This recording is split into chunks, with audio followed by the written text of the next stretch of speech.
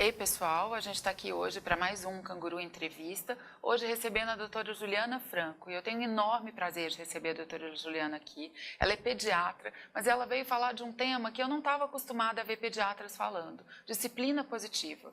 Um tema que tem despertado muito interesse dos pais, uma nova proposta de relacionamento entre pais e filhos. E a doutora Juliana acabou virando uma especialista nisso, porque ela foi buscar soluções para a casa dela e acabou se tornando especialista nisso para ajudar também as mães dos pacientes dela. E eu vou deixar que ela mesmo conte para a gente o que é disciplina positiva, como os pais podem usar essa nova proposta pedagógica para melhorar a qualidade de vida em casa. Oi, doutora Juliana, obrigada por aceitar nosso convite e estar aqui com a gente hoje. Obrigada a você.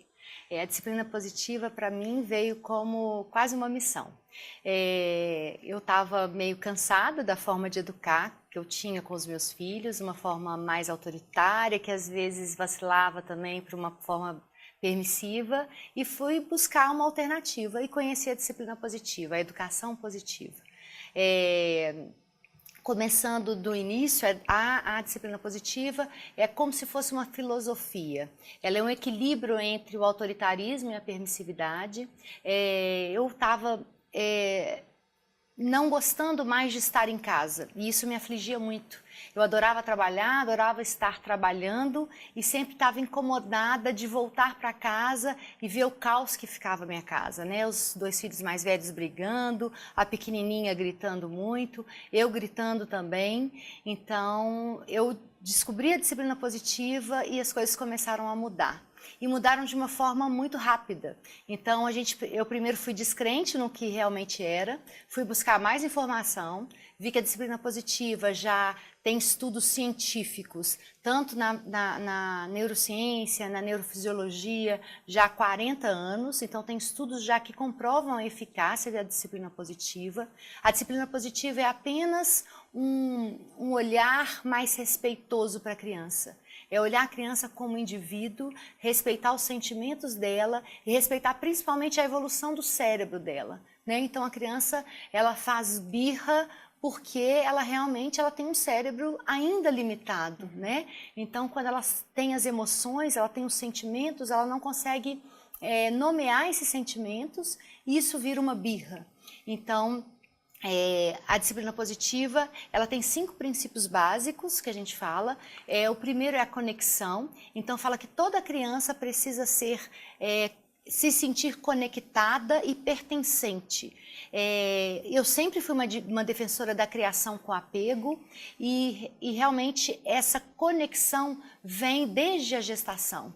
Né? Então, Esses são os 5 princípios que os pais precisam estar atentos para conseguir implementar dentro de casa uma disciplina positiva. Isso, é o que rege a disciplina positiva. A gente tem 52 ferramentas para aplicar esses 5 princípios. Tá? Esse primeiro princípio, que é a conexão, é você entender que a criança passa por essa evolução do cérebro. Então, em determinada idade, você não pode exigir da criança mais do que ela pode dar. Então, você tenta, como pai ou como educador, a validar os sentimentos daquela criança, a nomear os sentimentos. Né? Um exemplo básico que você consegue fazer conexão com o filho é ele começar a fazer uma birra no shopping, numa loja de brinquedo. Uma situação clássica. É a mais comum, então eu sempre dou esse exemplo, porque todo mundo já passou por isso, ou pelo menos a maioria das pessoas, e o pai segura essa criança no colo, e em vez de gritar ou de ficar nervoso, ficar mais calmo do que a criança está e falar: filho, eu sei que você está cansado, eu sei que você quer muito esse brinquedo, eu sei que você vê esse brinquedo todos os dias lá na televisão, mas agora a gente não pode comprar esse brinquedo. E a criança vai continuar gritando, vai continuar berrando, porque ela não sabe expressar de outra forma, né? Ela está ali num ambiente que favorece o consumo mesmo, tá? Numa loja cheia de brinquedos que ela vê todos os dias na televisão, ou que ela que se sentiu atraída e ela não consegue falar eu quero, ela faz de tudo para que você ceda ao que ela está pedindo naquele momento. Então você tem que tirar também ela da situação, tentar distrair a criança e fazer essa conexão, olhando no olho e falando bem baixinho: filho, não pode, agora não é hora de comprar. E a criança, ela responde de uma forma muito rápida. Então eu descobri que realmente as crianças, elas só precisam dessa empatia, de você se colocar no lugar delas. Então, quando você se coloca no lugar delas e sente o que ela está sentindo, a criança responde muito rápido. Então, assim, pode não ser da primeira vez, pode não ser da segunda, porque a gente está viciado num determinado comportamento. Que é dar a bronca ali, Isso. Né? E a criança está esperando a bronca, ela está esperando que você faça daquele jeito que você sempre fez. E quando você começa a agir com muita paciência, a criança vai vendo e vai sensibilizando, é impressionante. Então, assim, eu tenho mães que me falam, doutora, na primeira vez ele já respondeu. É impressionante. E tem mães que falam que não, na segunda, na terceira, mas, assim, o segredo dessa conexão é a paciência. Esse é o ponto de partida, depois tem 4 outros fundamentos. Isso. Quais são? Aí o segundo é o encorajar o respeito mútuo, que também passa muito por isso, né? Você tem que entender que a criança não aprende respeito por aprender. Ela aprende respeito com o seu exemplo. Então, se você respeita o seu filho, ele um dia vai te respeitar. Às vezes me fala assim, mas doutora, ele às vezes bate na minha cara. Mas eu falo assim, então você vai mostrar para ele que existe outro caminho. Existe o caminho do carinho. Então, mostra para ele, porque ele só sabe expressar batendo que ele não está satisfeito. Então, todo mau comportamento tem um motivo. Normalmente, na disciplina positiva, eles falam que o mau comportamento está sempre ligado a um mau encorajamento. Você tem que encorajar o seu filho a se comportar bem. E você encoraja o seu filho a se comportar bem dando bons exemplos. Então, se você sempre é respeitoso com ele, filho, não faz isso aí não é a melhor maneira, vamos tentar buscar uma solução. Querer mostrar para a pessoa que realmente aquilo não vai levar a nada. Então, eu sou muito desafiada a isso o tempo todo, que as pessoas me questionam, mas o castigo funciona, a palmada funciona. A curto prazo, sim, né? Mas a longo prazo, eu sou taxativa em dizer que não. Eu já fui assim, eu já gritei muito, eu já pus muito de castigo. O adolescente, você coloca ele de castigo, ele vai acostumando com o castigo. Aí você vai ver, você está colocando seu adolescente 1 ano sem celular. E aquilo ali te mata, porque, poxa, todos os colegas... É mais sofrido para você É mais do que sofrido para para a gente do que para eles se viram, né? Então a gente começa a tirar tudo e não resolve nada. E essa coisa desse autoritarismo dá 2 consequências muito sérias. Uma que é o medo. Então, o filho com medo do pai é a pior coisa que tem, né? Principalmente na adolescência. E a outra possibilidade é fazer as coisas escondido. Né? O filho que vive no autoritarismo, ele começa a fazer as coisas Ele não vai escondido. deixar de fazer o que é típico da idade dele, o que ele vai querer, mas ele encontra uma forma de não ter o confronto. Exatamente. Então ele vive sempre naquele dilema de estar fazendo tudo escondido, mas ele faz escondido até para vingar. E o permissivo nem se fala, Claro. né? Que é uma criança que cresce achando que o mundo serve ela e que as pessoas estão ali para servi-la e ela vai encarar um mundo que é muito mais difícil. Então, ela vai ter várias frustrações e ela não sabe passar por essas frustrações sem o uso de, às vezes, algumas substâncias que fazem anestesiar aquilo, né? Então, eu falo que são adolescentes que depois têm mais facilidade para entrar para as drogas lícitas e ilícitas, que têm mais chance de depressão, de ansiedade, porque encaram um mundo muito mais difícil do que aquele que ele viveu dentro de casa. Ser efetivo a longo prazo é realmente criar na criança aquela coisa do bem. Fazer uma criança ser uma criança do bem. Encontrar a felicidade dentro, em vez de precisar de alguém para conseguir a felicidade, né?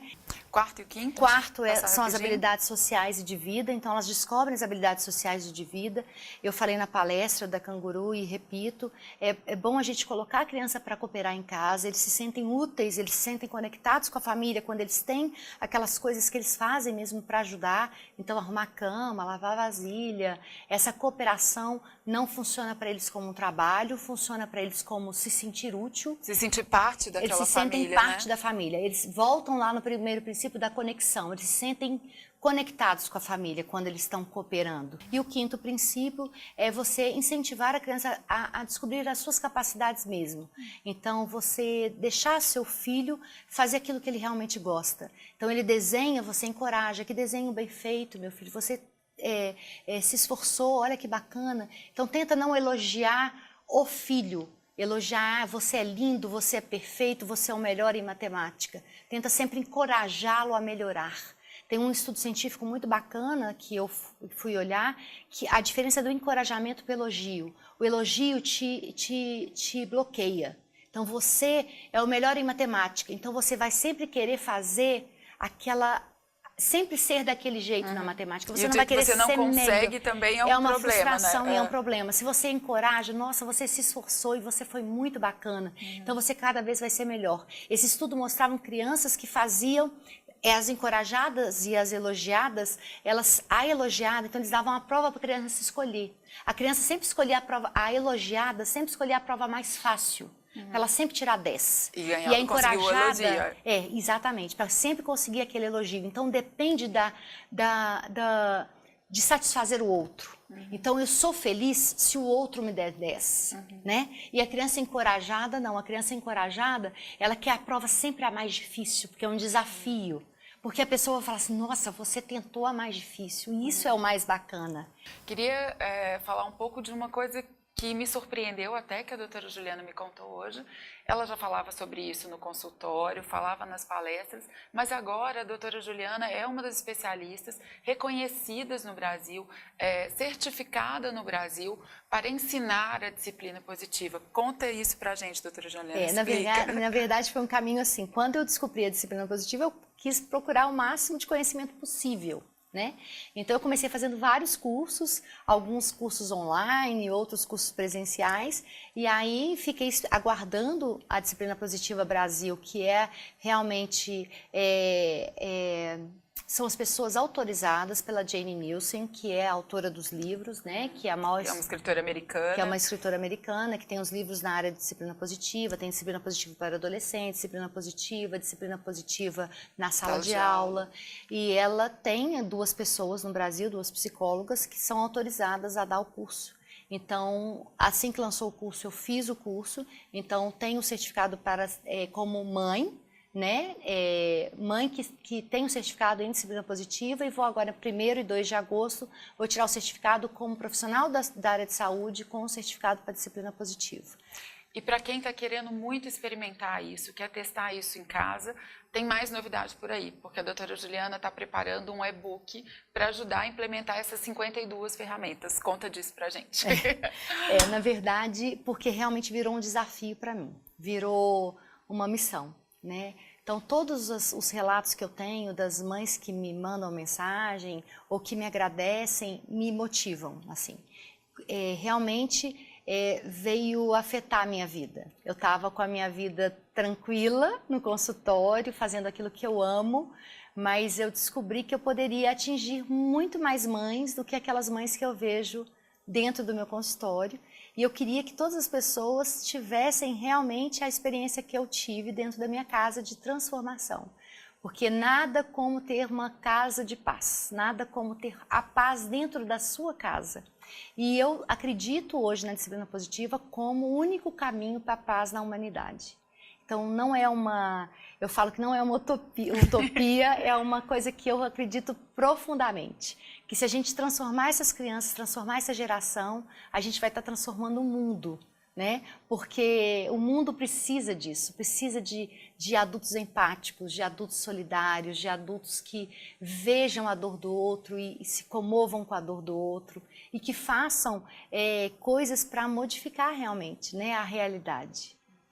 Eu não consegui implementar a disciplina positiva ainda na minha casa, estou esperando o e-book da doutora Juliana para conseguir aprender tudo, mas faço minhas as palavras da doutora Juliana.